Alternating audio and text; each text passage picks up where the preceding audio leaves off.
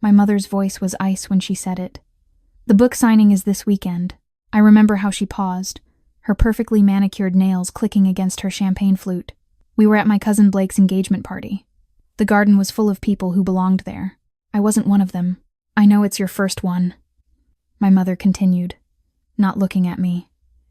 But Blake's engagement only happens once. You understand. I was 22. My debut novel had just been picked up by a real publisher, not some vanity press. My first book signing was at the local bookstore where I'd spent my entire childhood hiding between the stacks. It was the biggest moment of my life. Mom, Maya. She finally looked at me, and I saw it clearly. That expression I'd been seeing my whole life but had never wanted to name. Disappointment. No, something worse. Embarrassment. This family has an image. Blake's fiancé's parents are prominent. Your hobby. It's lovely, dear, but this is about family. My hobby. 2 years of writing before dawn and after my receptionist job. 47 rejection letters. 1 yes that changed everything. A hobby. What if I did both? My voice was small even to my own ears. The signing is at 2. I could make it to the party by 6. You'd show up late? To your cousin's engagement? My mother laughed, but it wasn't kind. Honestly, Maya, this is exactly why. She stopped herself. Why what? She took a long sip of champagne. Why we worry about you. You've never quite understood how things work, how to present yourself. You're always in your head, in those books. It's isolating, darling. People don't connect with you. The exclusion started small, like it always does.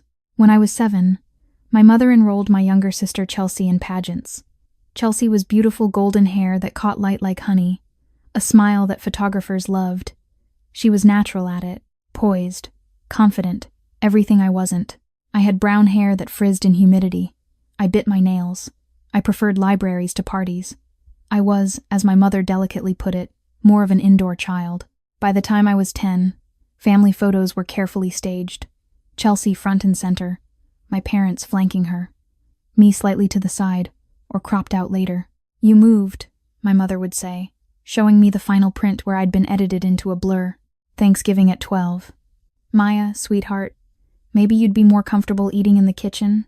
The dining room is just so crowded this year, and you don't really enjoy Uncle Robert's business talk anyway, do you? My 16th birthday, no party. You don't really have friends to invite, do you, honey? Let's just do something quiet. Chelsea has her pageant that weekend anyway. Graduation. Do we really need to go to Maya's ceremony? It's 3 hours, and Chelsea has her final fitting for Miss Teen Virginia. I told myself I didn't care. I had books. I had stories. I built worlds where shy girls became heroines, where being different meant being special. Not defective, but I cared. God, I cared so much it physically hurt. When my book sold, I called my mother first. I don't know why. Hope, maybe. That stupid, persistent hope that this would be the thing that made her see me. That's nice, dear, she'd said. Is it one of those romance things? I hope it's not too explicit. The ladies at the club already think you're odd. My father was worse. He wasn't mean, he was absent. He looked through me at family dinners, asked Chelsea about her pageants, her boyfriend, her college plans. When I announced I was deferring college to write full-time, he'd simply said, "If that's what you want," and turned back to his newspaper. The book signing happened on Blake's engagement party day. I went alone. 15 people showed up. 15 strangers who wanted me to sign their copies, who told me the story, made them cry, made them feel seen. One woman, maybe 60, held my hands and said, "You wrote the book I needed when I was young." I cried in my car afterward. Not from joy, though I was happy. I cried because those 15 strangers had seen me more than my family ever had. I posted a photo on social media. Me, at the signing table, grinning like an idiot, holding my book. My mother texted, "I hope you're happy. Blake noticed you weren't there." Very embarrassing to explain. That was the last family event I was invited to for 3 years. Not invited to Chelsea's college graduation party. Not invited to my grandmother's 80th birthday. Not invited to Christmas at my parents' house. We're keeping it small this year, my mother said on the phone, while I could hear Chelsea laughing in the background. I told myself I didn't care. I was busy anyway. My first book had done well enough that my publisher wanted a second, then a third. I moved to New York. got a tiny apartment in Brooklyn, worked as a barista while writing at night. I made friends, real ones. People who read books and debated character arcs and stayed up until 3 a.m. talking about story structure. I met Daniel at a writer's workshop. He was a journalist, sharp and kind, with dark eyes that actually looked at me, saw me. We dated for 6 months before I told him about my family. Wait, he'd said, holding my hand across the table at our favorite Thai place. They just don't talk to you? Because you're a writer? Because I'm not who they wanted me to be. That's insane. You're brilliant. You're successful. You're awkward, quiet, not pageant material. I tried to laugh, but it came out wrong. Daniel didn't laugh. Maya, that's abuse. You know that, right? That's not normal family dynamics. I'd never thought of it that way. Abuse was hitting, screaming. My family just forgot about me, preferred the version of reality where I didn't quite exist. I'm okay, I told Daniel. I have my life now. I'm happy. I was happy, mostly. My 4th book hit the New York Times bestseller list. Not high, just number 14. But there, my name in print in the most prestigious newspaper in the country. My agent, Miriam, called screaming. This is it, Maya. This is the one that breaks you out. The film rights, I've got 3 studios calling. This is big. It was big. Within 2 weeks, I had a bidding war. Universal bought the rights for $500,000. $500,000. I was 26 years old. I had money I'd never imagined. I had validation from an industry I dreamed of joining, and I had an email from my mother. Maya, darling, I saw your wonderful news about the movie. We're all so proud. Chelsea and I were just saying we knew you'd make something of yourself. Let's catch up soon. Love, Mom. I stared at that email for 20 minutes. We knew you'd make something of yourself. As if they'd been cheering me on from the sidelines instead of excluding me from every family gathering for years. I didn't reply. The money changed things. I quit the barista job. Daniel and I got engaged, a quiet proposal in Central Park. Just us and the autumn leaves. I bought an apartment, a real one, with 2 bedrooms and natural light. I furnished it with bookshelves, floor to ceiling. My 5th book hit number 3 on the list. The movie went into production. I got invited to set, met the actors, saw my words become real, and my family went silent again. No congratulations, no emails, nothing, until my mother called. Maya, honey, I know it's been too long. Her voice was bright, brittle. We miss you. We'd love for you and your fiancé to come to dinner. Just family, nothing fancy. Something in her tone made me suspicious. What's going on? Can't a mother want to see her daughter? You haven't wanted to see me in 4 years, Mom. Silence. Then, we've made mistakes. Your father and I both realize that now. We just want a chance to reconnect. I should have said no. Daniel, listening on the couch beside me, mouthed trap. But that stupid hope flickered again. Okay. When? Dinner was at my parents' house in Virginia, the same house I'd grown up in, where Chelsea's pageant photos lined the hallway, and my one high school graduation photo was tucked in a back corner. Daniel squeezed my hand as we walked up the driveway. If it gets weird, we leave. Deal? Deal. My mother answered the door in full makeup, cocktail dress, like this was a party, not a family dinner. Maya! And you must be Daniel. She air-kissed my cheeks, shook Daniel's hand vigorously. Come in, come in. Everyone's here. Everyone. My father, Chelsea, Chelsea's husband, Brandon, my Aunt Linda, Uncle Robert, cousins Blake and Jennifer. It wasn't a quiet family dinner. It was an ambush. They were all so nice, painfully nice, asking about my books, my movie, my life in New York. My father, who hadn't asked me a personal question in a decade, wanted to know about my creative process. Chelsea gushed about how she'd read all my books, loved them. I've always known you were talented, Chelsea said, her pageant smile perfect. Remember when we were kids? You were always writing in those notebooks. I did remember. I remembered her laughing at my stories, calling them stupid. I remembered her tearing up a story I'd written in middle school because I'd used paper from her notebook. But I smiled. Thanks, Chels. Dinner was catered fancy pasta, expensive wine. My mother kept refilling my glass, telling stories about when Maya was little, as if she'd been a present, engaged parent. She hadn't. Dessert came. Tiramisu. My mother cleared her throat. So Maya, we have something we wanted to discuss with you. There it was. You know, your father and I are getting older, And the event planning business? Well, the market has changed. Competition is fierce. My father nodded. We've had some cash flow issues. Nothing catastrophic, but we need an investment, my mother interrupted, just to tide us over. Maybe 200,000. You have the means now, and it's a family business. One day it could be yours and Chelsea's. I set down my fork carefully. You want me to invest $200,000 in your business? Not invest, my mother said quickly. More like a family loan. We'd pay you back, of course. Of course, I repeated. Daniel's hand found mine under the table. This is your legacy, Maya, my father said. We've built this company from nothing.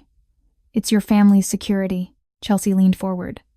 And honestly, sis, with all your Hollywood money now, 200,000 is probably like nothing to you, right? The room went silent. Everyone watching me, waiting. I thought about being 7, sitting in the kitchen during Thanksgiving. About my 16th birthday, the one that never happened. About 3 years of complete exclusion. About your hobby and you've never quite understood how things work, and 15 strangers at a book signing who'd seen me when my own family couldn't. No, I said. My mother blinked. No? No, I won't invest in your business. Maya, I don't think you understand the situation. I understand perfectly. My voice was steady, calm. Years of swallowing words had taught me control. You excluded me from this family for my entire life. You made me feel defective because I liked books instead of beauty pageants. You didn't come to my book signing. You didn't invite me to Christmas. For 3 years, you pretended I didn't exist. We've apologized for that, my mother said, her voice tight. No, you haven't. You said you missed me. That's not an apology. Fine. I'm sorry. She said it like spitting out poison. We're all sorry. We made mistakes. But this is about the family business, Maya. This is bigger than your hurt feelings. My hurt feelings, I repeated. Right. Chelsea stood up. God, Maya, you're really going to be petty about this? We said sorry. What more do you want? What did I want? I wanted them to have loved me. I wanted my mother to have come to that first book signing, to have hugged me and cried happy tears. I wanted my father to have read my books, to have said he was proud. I wanted Chelsea to have been a sister, not a competitor I was always losing to. But I couldn't say that. So I said, I want you to respect my decision. The answer is no. You're being vindictive, my father said. His voice had an edge now. You're punishing us because you never wanted me in this family in the first place. The words came out louder than I intended. You've spent my whole life making me feel like I didn't belong. The only thing I was good at, the only thing I loved, you called a hobby. You made me miss my first book signing, the biggest moment of my life, for a party you didn't even want me at. That's not fair, my mother said. We've always loved you. You loved the idea of having 2 daughters. You just didn't love who I actually was. Daniel stood up. We're leaving. Maya, if you walk out that door without helping us, don't expect to be part of this family anymore, my father said. I looked at him. Really looked at him. This man who'd looked through me at every family dinner, who'd never asked about my dreams, who'd forgotten my 21st birthday but thrown Chelsea a party for 500 people. Dad, I said quietly, I haven't been part of this family in years. You just didn't notice. We left. My mother called after us, but I didn't turn around. In the car, I shook. Daniel drove, didn't say anything, just let me process. Did I do the right thing? I finally asked. Do you think you did? I thought about it. About the little girl who'd eaten Thanksgiving dinner in the kitchen. About the teenager who'd convinced herself she didn't need a birthday party. About the 22-year-old whose mother had called her passion a hobby. I think I'm being consistent, I said. They excluded me from their life. I'm excluding them from mine. That's not quite the same thing, Daniel said gently. I know. They excluded me because I was different. I'm excluding them because they were cruel. Daniel reached over, squeezed my hand. For what it's worth, I'm proud of you. That night, lying in bed in our apartment, I couldn't sleep. I kept thinking about my father's face. The shock when I'd said no, like he genuinely believed that money would erase decades of neglect. I got up, went to my desk, opened my laptop. I wrote about a girl who was invisible to her family, who built a life from words and stories, who succeeded despite being told she was wrong, different, defective, who had to choose between forgiveness and boundaries. I didn't know the ending yet. I was still living it. 3 months later, My Aunt Linda called. She was the only family member I'd stayed in contact with, though loosely. Maya, I need to tell you something. Her voice was heavy. Your mother's sick. My heart dropped. Sick how? Breast cancer. Stage 2. They caught it early, but the treatment, it's expensive. She's going to fight it, but your parents already spent their savings trying to keep the business afloat. I closed my eyes. Why are you telling me this? Because she's your mother. And I know things have been difficult. But she's scared, Maya. Really scared. And I think she regrets how she treated you. She's just too proud to say it. Linda, she told me if I didn't give her money, I wasn't part of the family. I know. I was there. And I told her she was wrong. Linda sighed. I'm not asking you to give them money. I'm just asking you to think about whether you want to have a relationship with your mother before it might be too late. After she hung up, I sat in silence for a long time. Daniel found me there. What happened? I told him. He listened, his face grave. What do you want to do? He asked. I don't know. I felt tears building. Part of me wants to help. Because she's my mother. Because I'm not cruel. Because what if she dies and I didn't? But part of me thinks this is just another manipulation. That the second I show up, it'll be all about what I can do for them. That they still don't see me. They just see my bank account. Daniel pulled me close. Whatever you choose, I support you. But Maya, you don't owe them forgiveness. You don't owe them anything. She's dying. Cancer isn't a moral eraser. It doesn't undo decades of emotional neglect. He pulled back, looked at me. You can help her without reconciling. You can maintain boundaries while still being compassionate. This doesn't have to be all or nothing. He was right. I knew he was right, but knowing and feeling are different things. I called Aunt Linda back. I'll pay for her treatment, all of it. But I have conditions. Okay. I'm not doing it through the family. I'm setting up a medical trust. The money goes directly to the hospital. They don't touch it. And I'm not coming to Virginia. I'm not doing family dinners or reconciliation or pretending that paying for cancer treatment means everything is fine now. Silence. Then, that's fair, Maya. I'll tell them. And Linda? Tell them this is it. This is me being the bigger person. But after this, I'm done. I understand. I set up the trust. $250,000 more than they'd asked for from the business. Enough to cover treatment, recovery, everything. I didn't call my parents. I didn't visit. I sent a single email to my mother. I've paid for your treatment. I hope you recover fully, but I need you to understand something. I'm not doing this because you're family. I'm doing this because it's who I am. I'm the person who helps, even when it costs me. I'm the person who's kind, even when others weren't kind to me. I'm not you. I hope you get better. But I'm not coming back, she replied 3 days later. It was short. Maya, I don't know what to say. Thank you. I'm sorry. I know that's not enough. I know I was a terrible mother. I saw Chelsea in you, and I don't know what I wanted. I wanted her to be perfect. And you were always just so different. And I didn't know how to love someone I didn't understand. That's not an excuse. It's just the truth. You're a better person than I ever was. I hope one day you can forgive me. But I understand if you can't. Mom. I read it twice. 3 times. Looking for the manipulation, the guilt trip, the angle. But it just sounded tired, sad, real. I didn't reply. My mother recovered. The treatment worked. Aunt Linda updated me occasionally. My mother was in remission, doing well, back to work part-time. I was glad, genuinely. I didn't want her to die. I just didn't want her in my life. My 6th book came out. It hit #1. The movie adaptation of my 4th book premiered. I walked the red carpet with Daniel, now my husband. My career exploded. I was successful in ways I'd never imagined, and my family wasn't part of it. People asked sometimes interviewers, mostly, "Where's your family? Are they proud?" I'd smile and say, "It's complicated." Because it was complicated. I didn't regret my choice, but I did mourn. Not for the family I had, but for the family I'd always wanted. The mother who would have cried at my book signing, the father who would have read my books, the sister who would have been happy for my success instead of jealous. I mourned the relationship that had never existed. On my 30th birthday, a package arrived. Inside was a book, my first one, the one that had started everything. It was worn, dog-eared, annotated in the margins. A note was tucked inside. Maya, I read it. All of them, actually. You were right, I never saw you. I was so busy trying to make Chelsea into what I thought success looked like that I couldn't see the actual successful, brilliant daughter right in front of me. You don't owe me anything. I know that. But I wanted you to know. I see you now. I'm sorry it took me so long. I'm proud of you. I always should have been. Love, Mom. I held that book for a long time. Saw her handwriting in the margins. This part made me cry. Did you feel this way? I'm so sorry. Daniel found me on the couch, the book in my lap, tears on my cheeks. What's wrong? She read my books, I said. She actually read them.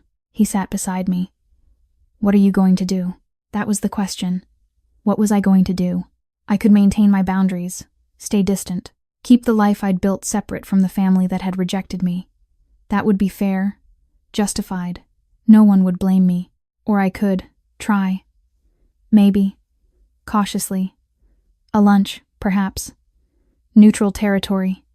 No promises. No expectations. Just two people who'd hurt each other, trying to figure out if there was anything left to salvage. I didn't know the answer yet. But I did know this.